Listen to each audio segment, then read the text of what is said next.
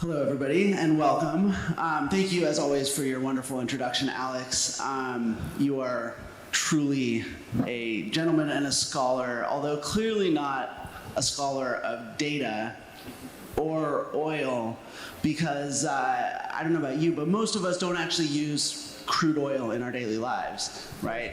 So, as you say, data itself may not be intrinsically important to us as people who need to get around. However, the information that we can refine out of that data clearly is something that's very important.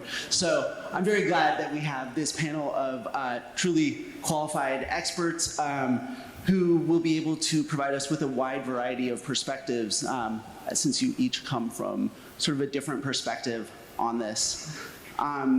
So I'd like to start actually by highlighting sort of the different perspectives we have on the panel today. Mr. Kugis, if you could start just to explain what your company does, maybe what you do within it, and sort of how that applies to the idea of data being the new oil. Good morning, guys. I feel that I came from another planet, shipping really, with automotive industry. Although they have quite a few things in common, I think we are still in different centuries. Our company has roots back in 1981. We created, where we are about 150 people. We have our head office in Athens. We have our Shanghai office for the last 16 years. We have a Dubai office and an Istanbul office.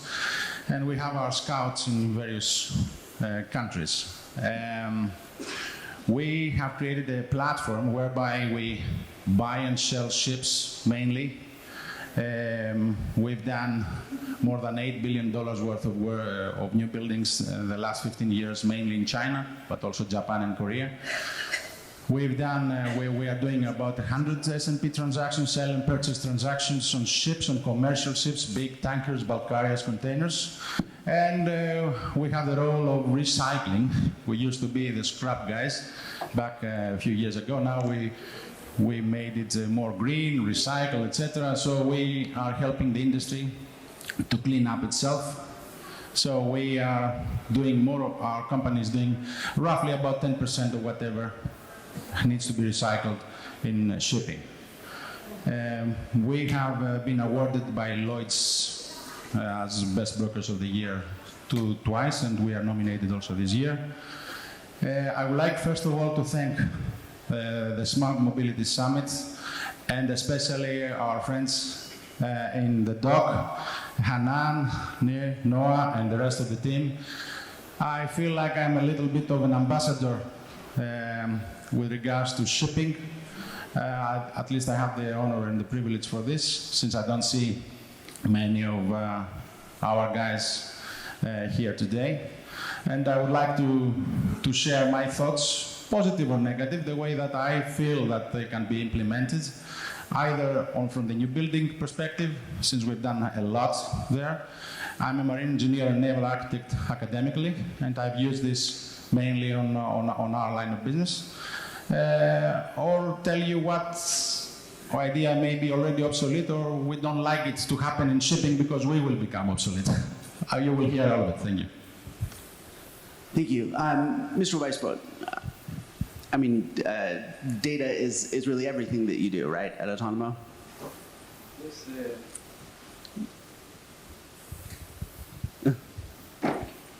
Yes, this is correct. Autonomo is an automotive data platform. We help car manufacturers and other telematics data providers create more value from their data. So when they want to deliver new services and applications to the drivers, they use our platform to do it, especially when those are services they don't develop themselves.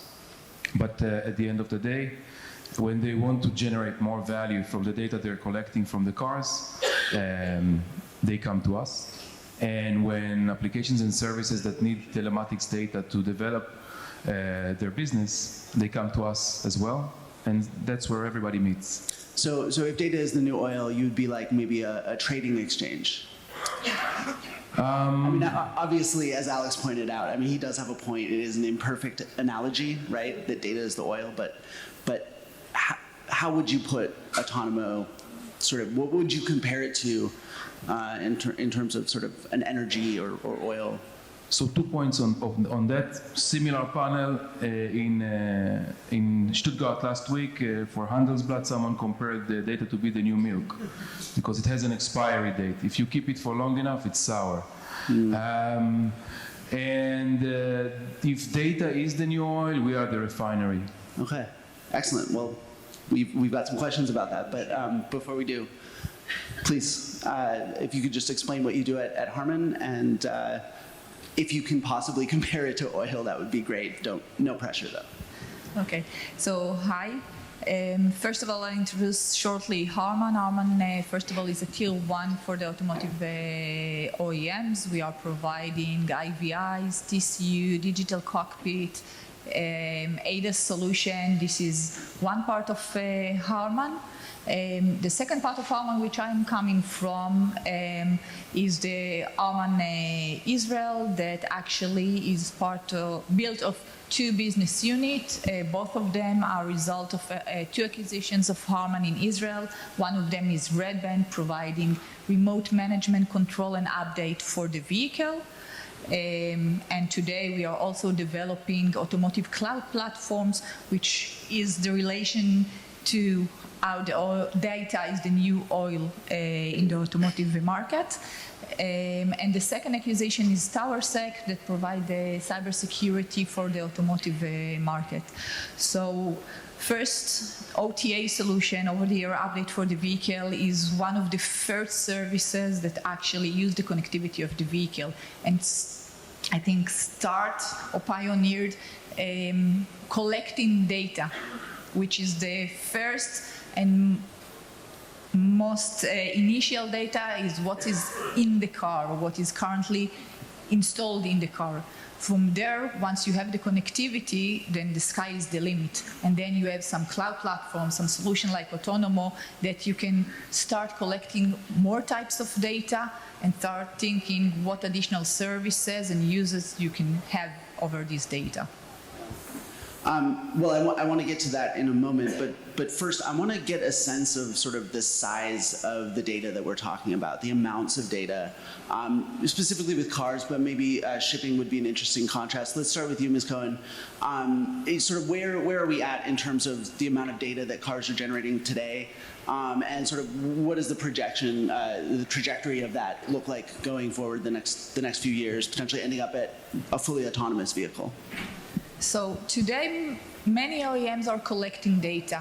Probably the initial step of it is collecting the car data, meaning how well the engine is working, some DTC, some information on the ECUs, performance of the different ECUs. So the initial usage for that will be how well the car is functioning, and to understand what they can improve in the car. Even in this layer, if you are doing it in a naive way, is teras of data. But the next level will be some information on the driver, the location, environmental data, like what is the condition of the road. They can use this data in order to propagate it to the city, for example, to improve the road. And location can be provided to additional services. So the layers of data are different. Most of the OEM collecting car data, and they are moving to the next steps. We probably will talk about it later, but then you need the user consent, privacy, and it becomes more and more complex to collect all those types of data. Mr. Weisbrot, what are the kinds of volumes of data that you're seeing sort of per car, or how much data is being used right now? So I think there are many plug numbers. You see around of 25 tera per day for the most advanced cars. Our position is that in this specific case, size really doesn't matter. We see cars that collect 3,000 parameters per second. 99% of those are very interesting if you are an engineer and you want to debug the software system in the car. And I would say 1% maybe on a good day, is something that actually drives significant value all year long. So when we talk to OEMs today, they actually ask, yeah, I have all this information, but what is worth collecting? Because when I start collecting it, I need to pay a little bit for Arman and a little bit for connectivity, and I have a cloud system and the storage is growing. What is the ROI for that? And when they want to start looking into the ROI, we want to say, you know, you have high-end sensors, nobody has it, you have a differentiator in the market. Other guys, they have the mass production. They don't have the high-end sensors, but they got the density, which is important in some cases. So every OEM is selling a different car, and they should have a different strategy to what they're collecting. Not everything that runs around in the car is worth collecting or would lead to data that is actually information and doesn't stay data. Mr. Kukas, I saw you shaking your head there. In the shipping business as well, is there an issue of sort of collecting more data than is actually valuable? And sort of what distinguishes the data that is maybe interesting to the sort of core operations of the ship versus data that is more broadly valuable, perhaps on an open market? In our line of business, compared to the automotive industry, we have two hurdles to overcome. First of all is the infrastructure. We cannot depend on 4G and 5G networks or land-based stuff because we cross oceans. And as you know, even if you live just a few miles from the port, your mobile is not working if you do a long voyage. Even within the Greek islands, we experienced it a few years back. Now things are a little bit better. So infrastructure means you have to depend on satellite communication. Satellite communication is not as expensive as it was 20 years ago, but still is very expensive to handle the terabytes that we're talking about. And if you are dealing with terabytes with the cars that are 4 meters long or 5 meters long, or even if you have a Maybach is 6 meters long, deal with the ships that we are building right now, which we're talking about 2 million barrel ships, VLCCs, 330 meters long by 60 meters, or 23,000 container vessels. Imagine 23,000 trucks in one ship only. So we are talking about an insane amount of data. We love data. Data is the new thing. I mean, one of the theories that I've heard and I liked in the past was Darwin's theory. And certainly if you don't adapt, you die. So if the ship owner doesn't understand that data is the new thing, he will become obsolete. The competition will just eat him up. The difference with us, ourselves as Optima. First of all, I didn't say something. Angelica Kemene is the co-founder of Optima X, which is our startup accelerator, which we are dealing with the doc along the way, and we want to become your bridge, your knot to the maritime sector. And with love, we try to share what is really doable and what makes sense on the data and what really is too much, like the other 99% that you referred earlier on. So certainly we believe in it. Now, personally, I don't think this industry, I mean, first of all, it's an amazing opportunity for some of you guys. Imagine that in the car industry has got, 1 billion cars. If you want to corner this market, and if you were to choose a country to do that, you would probably choose China, since they have about 350 million, give or take. Our industry is 1.7 billion tons of deadweight carrying capacity, out of which about 300 to 400 million tons are controlled by the small country that I come from, which is roughly about 25%. The trade between the countries, 80% of it is by sea, whether we like it or not. And in the beautiful country that I am, and I'll always love to be here, due to the geopolitical risks and factors that you are surrounded, you are doing it, from what I heard, more than 90+%. I mean, and you're the only country that we consider you as an external part, let's say, of Europe, Eurovision and everything else, EuroLeague, Maccabi, etc. So I'm saying this because we are citizens of the world, all of us in shipping. And our brothers in Israel, like our brothers in China or in the States, in the shipping world, mean different. This data, we are here to tell you, or try to tell you, which really you should focus on, and really you should not waste your time. Because time is the only thing that all of us, regardless of what we're going to do the next 10 years, we're going to be poorer definitely by far.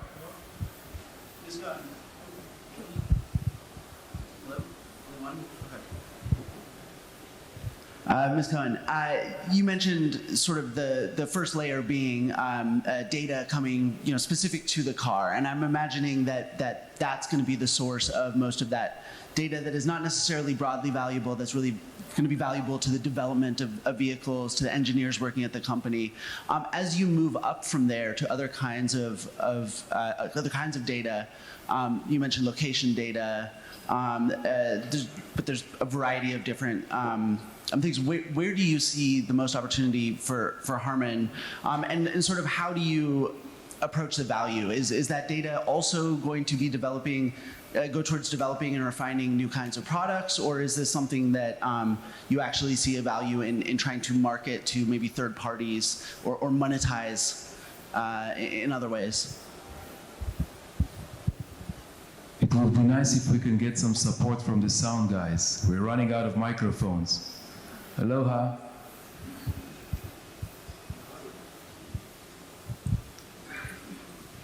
Okay, so in short, the answer is all the above. And yes, the first one is to understand the technical problems and challenges in the vehicle from the basic data from the vehicle. Then what we see with many of the customers is that using our Ignite platform, automotive cloud platform, they are start collecting more and more data and start developing more services on top of them. And the challenge here is to provide value to the end user, to the driver, to us. Because many of the OEM provide some trial period, which is free of charge of connectivity on services to the consumers.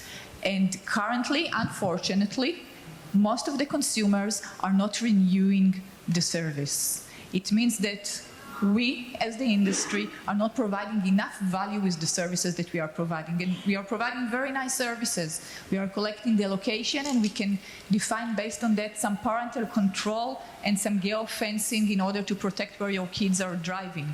We can provide you some connectivity or some more information when you have some light error in the car, so it connects you directly to the dealership, set up the appointment, maybe collect your car, provide you more information if it is safe to continue driving or not, but it's not valuable enough for us to buy those services and renew the service. So I think that there are many services, some of them built by us as Harman, some of them built by the OEMs, some of them provided by third parties.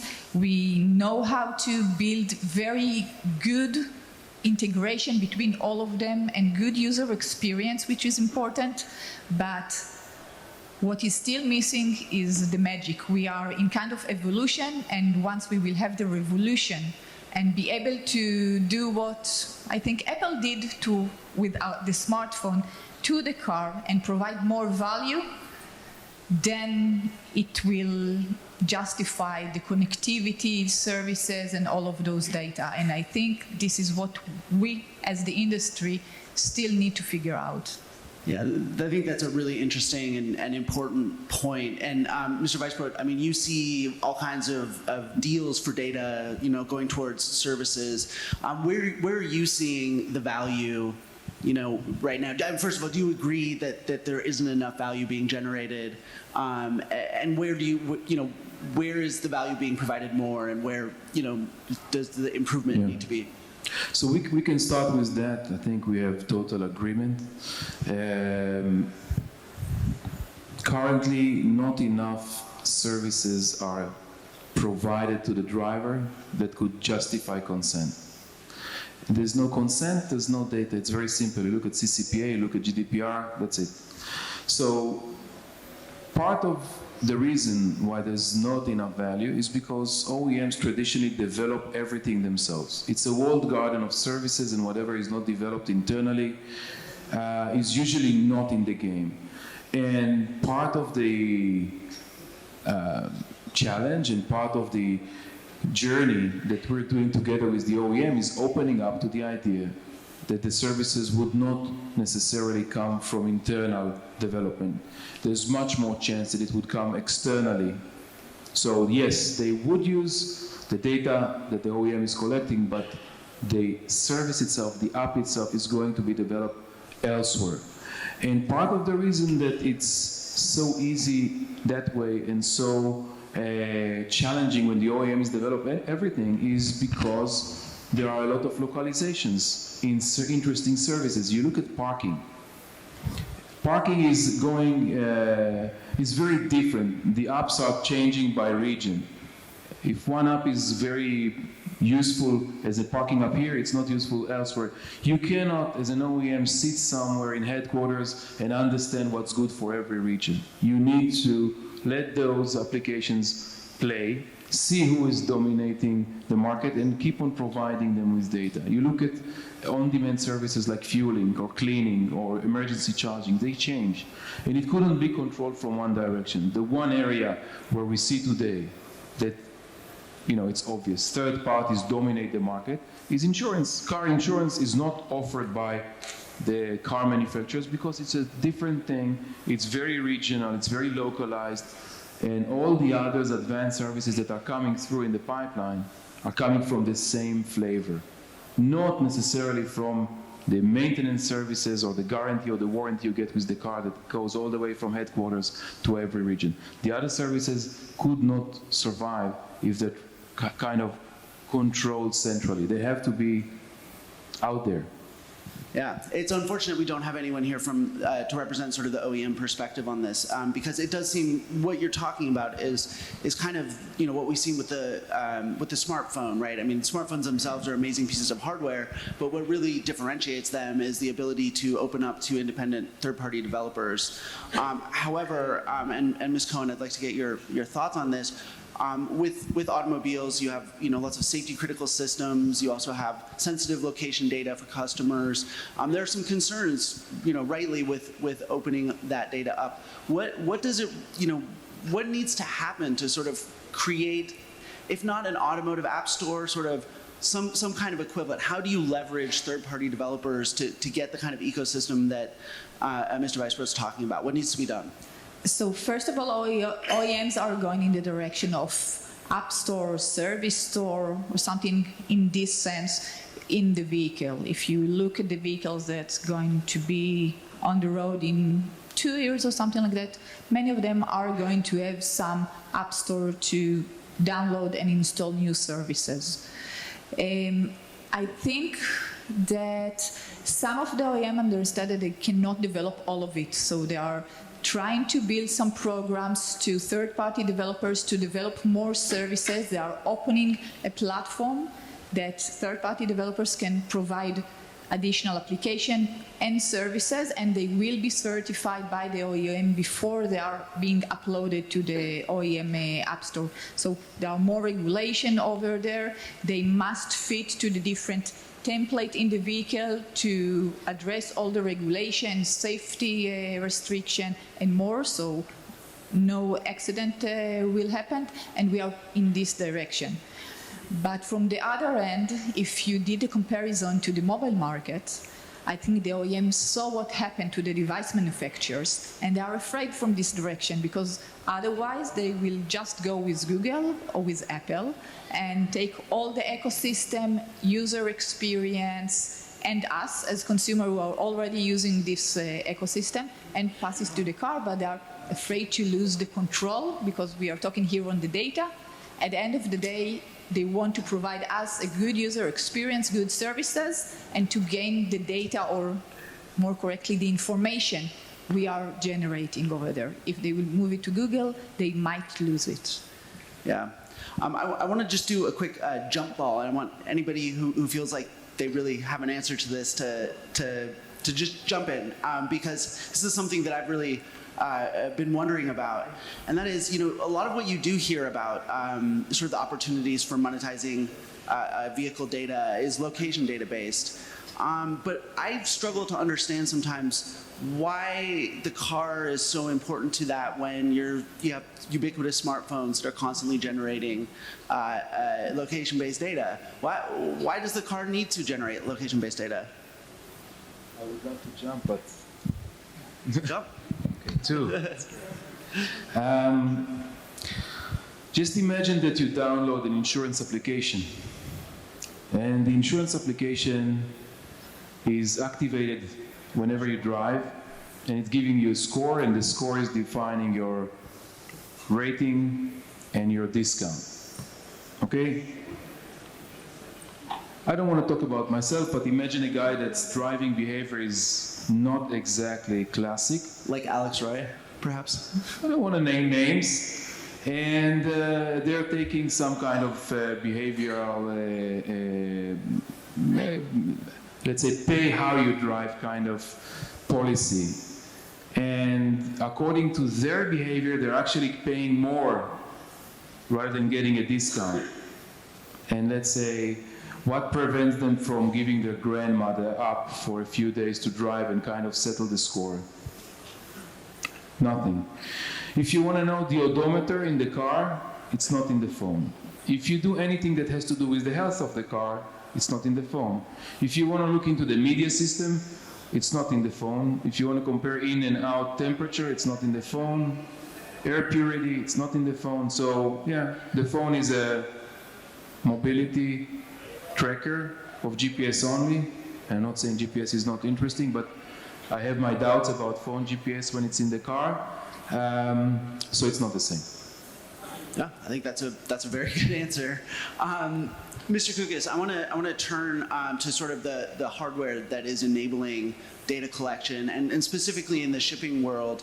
Sort of what are the priorities, especially how real time does your data need to be? Can there be a delay? And obviously, using satellite communications, sort of what are the bottlenecks or challenges on data collection for you in the shipping business? First of all, I would like to tell you that every ship, every commercial ship, is like a customized ship.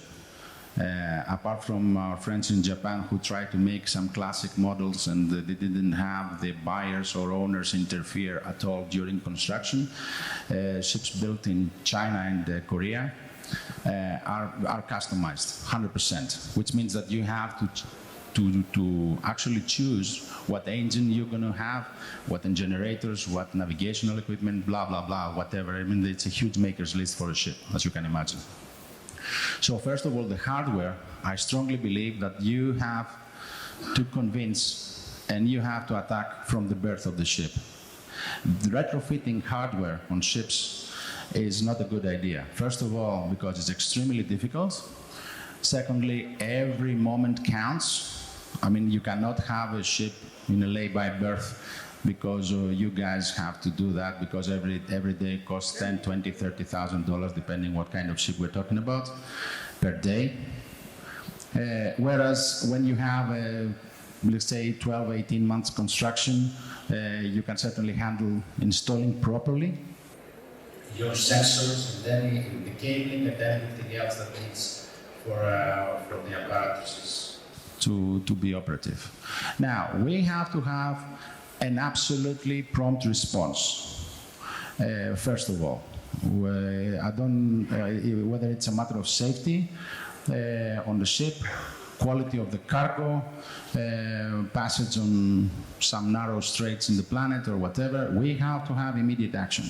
There, I'll bring you another problem that our industry has, is the human resources. Our seafarers are less and less, unfortunately, compared to the ships availability out there.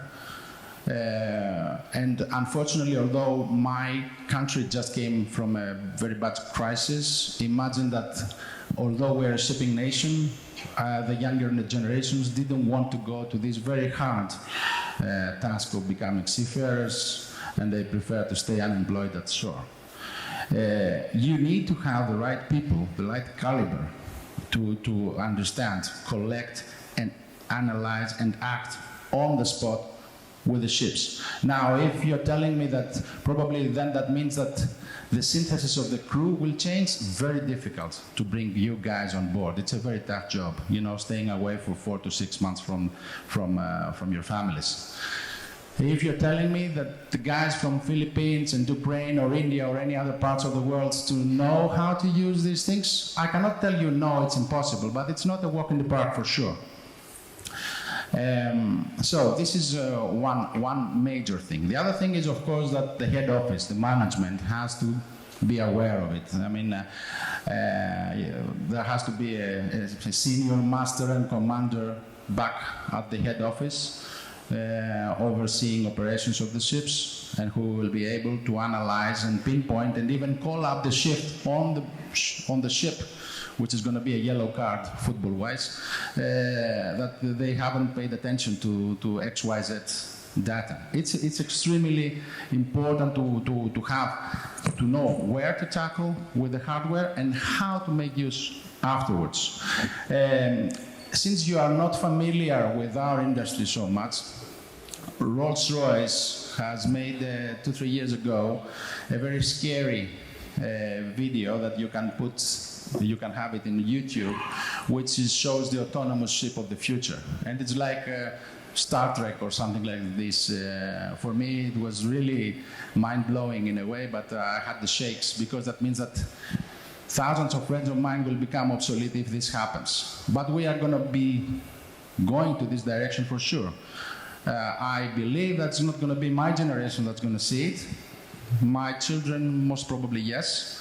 And if you become part of it in a way, I think it's a huge industry, and it is really, in my eyes, still on a very primitive stage. We do not share the external use of data, as you said. It's something that we do not like, because it's a cutthroat competition. So the companies that are ahead of the game, they have their own teams, hands-on approach, nothing outsourced. They use it as the recipe of their grandma's cookies, let's say. They don't want to share because this is the competitive advantage to the other ship owners. So this is another way to tackle this. If you bring a product that is having an external approach and can be handled by the small, medium, or big companies immediately, that's going to be a game changer for us. Back to cars for a moment. Ms. Cohen, is there a meaningful difference between embedded connectivity? Put more simply, are cars in the future, do they need to have their own SIM card?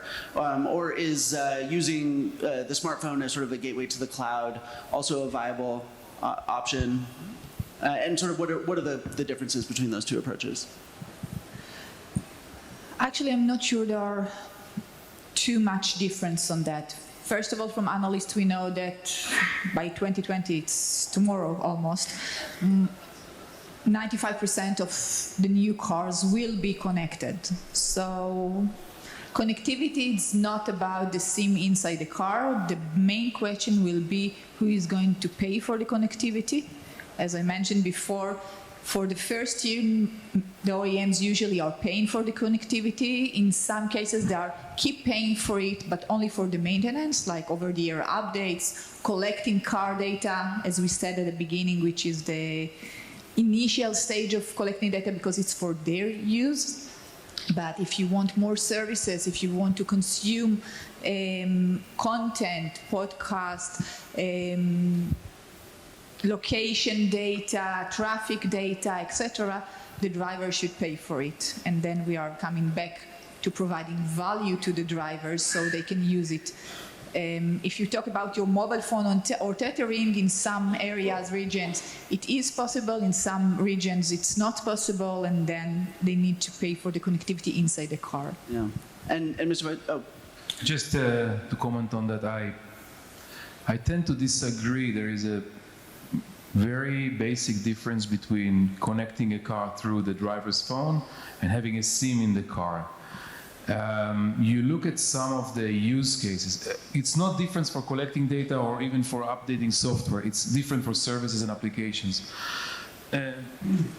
Imagine that fleet management is one of the most stable ways of generating revenue from data. You need a heartbeat. You need to be able to access the car when the driver is not there. You need to collect the data from the car, the truck, the freight. So if the driver is not there, it doesn't mean that the car shouldn't be connected. If you're talking about stolen vehicle tracking, you do need it. So for many of the, I would say, heavyweight services, the actual things that would build the first meaningful chunks of revenue from data, and by driving services to the fleet and car owner, do need the SIM in there. And I believe that once you do it for those, you do it for everyone. So I also want to get your perspective. I understand you have something of a hot take on 5G. Obviously, there's a lot of questions about whether or not this new higher connectivity speeds will enable much more. It sounds though like we're sort of still trying to figure out how to create value just with the speeds that we have. But I'm curious, how do you feel 5G is going to affect this world? So, in terms of car connectivity, I don't really see the difference. When it comes to autonomous driving, it's a different question. I'm not the expert on that, but we have cars that are connected since 3G. I think they're doing fine with 3.5G and with 4G, and they will do great with 5G, but I don't really see the difference. I mean, when you look at the network, you expect either bandwidth or speed with new networks. And I come from mobile world originally. So I don't see any specific barriers on the bandwidth side, and I don't see any specific barriers in terms of delay or latency or frequency of collection in the car. But having a better network is always good. But it's we can do it or we cannot do it from connectivity perspective. And Ms. Cohen, I mean, are there any ways that you could be adding value if you had more higher speed connectivity? If you could snap your fingers and have 5G today, would you be able to do things that you can't do with 4G? Currently, I don't see the capacity of the network as the limit to what we can do regarding collecting data, processing it, or providing services to the drivers. As I said before, we need to find the right services that are appealing to the drivers. And Mr. Kukas, you mentioned autonomous shipping. That's obviously something that we in the automotive space are thinking a lot about as well.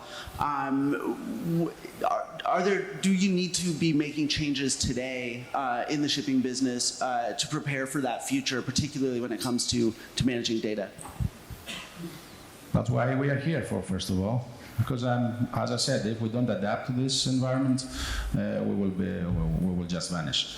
Now, imagine that we have still, if you see IMO, International Maritime Organization 2020, for us is already something that we haven't really tackled 100%. This has to do with the emissions of ships, and still we are using some theories of scrubbers, which means you have the exhaust passing through and having the sulfur taken away and stuff like this in order to make a ship greener. I'm saying this because it's a very slow process in shipping. We're talking about 50,000+ ships afloat already, including the small inland water, whatever, it's a crazy number even further. It's extremely slow process, and our line of business, we have to see money making today for whatever we do. So if we do not really see ourselves the value of it immediately, people do not wish to invest. What I can tell you though because my hobby is yachting. I happen to be a yacht owner. I'm commercially chartering, and I was in Monaco 1 month ago.